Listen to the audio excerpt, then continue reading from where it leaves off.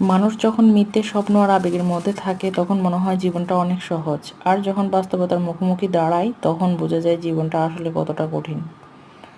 আসসালামু আলাইকুম সবাইকে। লোটা শুট কীভাবে আমার বর বাজার থেকে কিনে আসলো সেটাই আজকে খুলে দেখতেছি। নিয়ে আসছে আরও 2 দিন আগে, আমি খুলেও দেখিনি যেহেতু আমি শুটকি খাই না।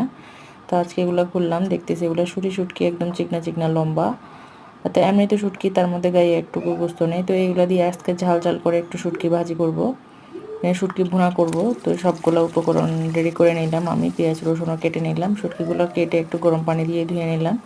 শুটকি কেটে একটু গরম পানি দিয়ে ভিজিয়ে রাখলে এগুলো অনেকাংশে নরম হয়ে যায়, রান্না করতেও সুবিধা, তাড়াতাড়ি একটু সেদ্ধ হয়। এদিকে সব মশলা উপকরণ দিয়ে একটু ভালো করে কষিয়ে নিচ্ছি।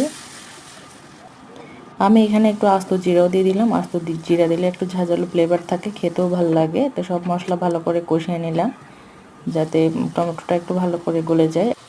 এখন ধুয়ে রাখা শুটকিগুলো দিয়ে দেব, দিয়ে একটু ভালো করে নেড়ে চেড়ে কষিয়ে নেব। তরকারি এমনি যত কষাবেন ততই ফ্লেভারটা ভালো আসে, গ্রানটা খুব ভালো ছড়ায়। এমনি তো শুটকি যারা রান্না করে আশেপাশে প্রচুর গ্রান ছড়ায়। তো আমি শুটকি তেমন ভালোভাবে রান্না করতে পারি না, ভাবলাম এগুলো দিয়ে আজকে ঝাল ঝাল করে একটু ফ্রাই করি। তাই একটু ঝাল ঝাল করে ফ্রাই করার চেষ্টা করলাম। তেলটা যখন উপরে উঠে বেশ আসলো তখন উপর থেকে কয়েকটা কাঁচামরিচ দিয়ে দিলাম, আর একটু নেড়ে চেড়ে একটু উপর থেকে ধনেপাতা কুচি দিয়ে দিলাম। তো আল্লাহ হাফেজ সবাইকে, আসসালামু আলাইকুম।